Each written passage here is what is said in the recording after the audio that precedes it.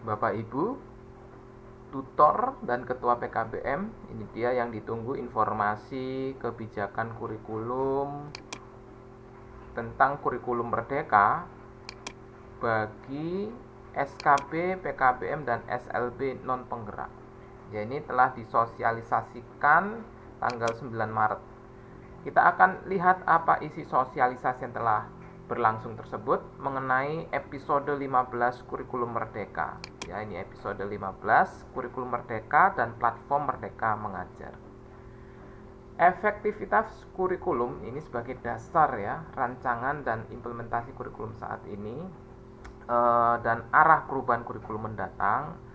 Kurikulum yang kita jalankan ini kurang fleksibel karena pelajaran ditentukan per minggu. Nanti di kurikulum merdeka, ini pelajaran akan dipenuhi dalam 1 tahun.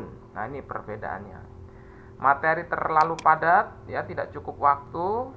Di kurikulum baru, materi dipilih yang esensial. Ya, capaian pembelajaran diatur per fase, bukan per tahun. Ini sekolah diberikan kemerdekaan ya untuk menentukan ya baik dalam jam pertemuan belajar ataupun materi esensial. Materi pembelajaran tersedia kurang beragam materinya. Nah, ini materi pembelajarannya itu sangat banyak sekali sekarang ya. Unduh platform Merdeka Belajar. Teknologi digital belum digunakan secara sistematis. Nah, sekarang aplikasi sudah banyak ya, apalagi di PKBM itu ada setara daring. Nah, ini yang harus kita lihat, baca, dan pahami tentang Permendikbudristek dan Kepmendikbudristek setelah lalu keputusan Kepala BSKAP.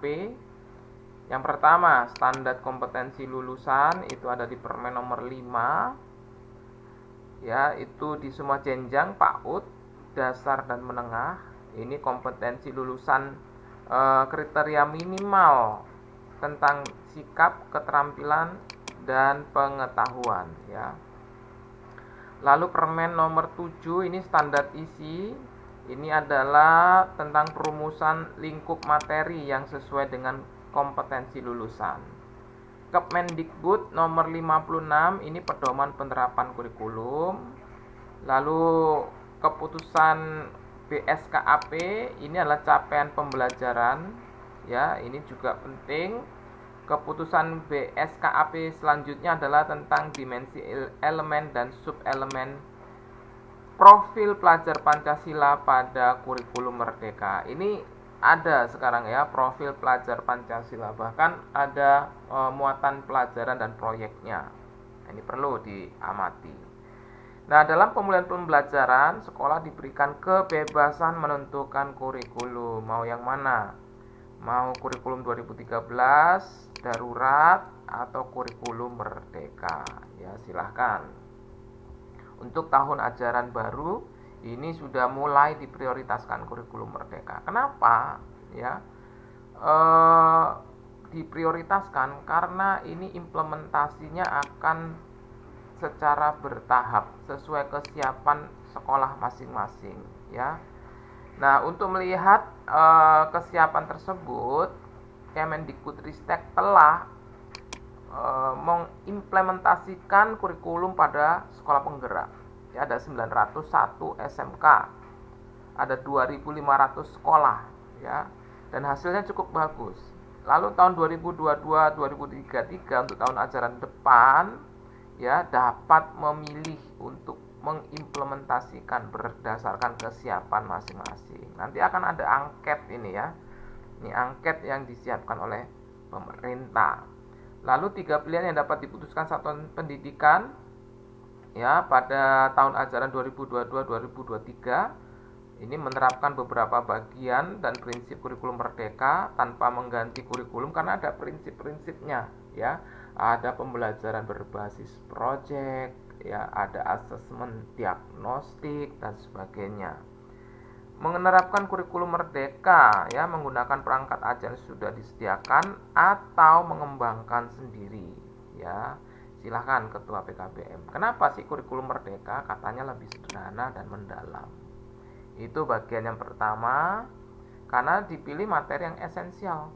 Lebih merdeka bagi peserta didik, ya, tidak ada program peminatan SMA, dihapus, ya. Kenapa? Karena peserta didik sekarang memilih mata pelajaran sesuai minat, bakat, dan aspirasinya. Nah, ini nanti bagaimana implementasi penerapannya. Guru mengajar sesuai tahap capaian pendidikan dan perkembangan peserta didik. Dalam hal ini, guru harus terampil mendiagnosa peserta didik. Sekolah memiliki wewenang untuk mengembangkan dan mengelola kurikulum dan pembelajaran sesuai karakteristik satuan pendidikan dan peserta didik.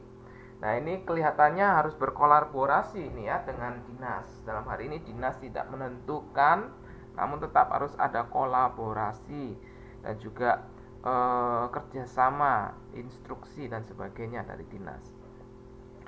Berikutnya lebih relevan dan interaktif ya. Kenapa?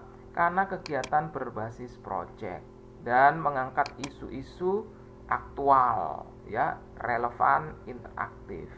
Nah, demikian Bapak Ibu guru, ketua PKBM, tutor sekalian, simak langsung di laman implementasi kurikulum Merdeka yang telah disediakan oleh pemerintah. Semangat menyongsong kurikulum Merdeka.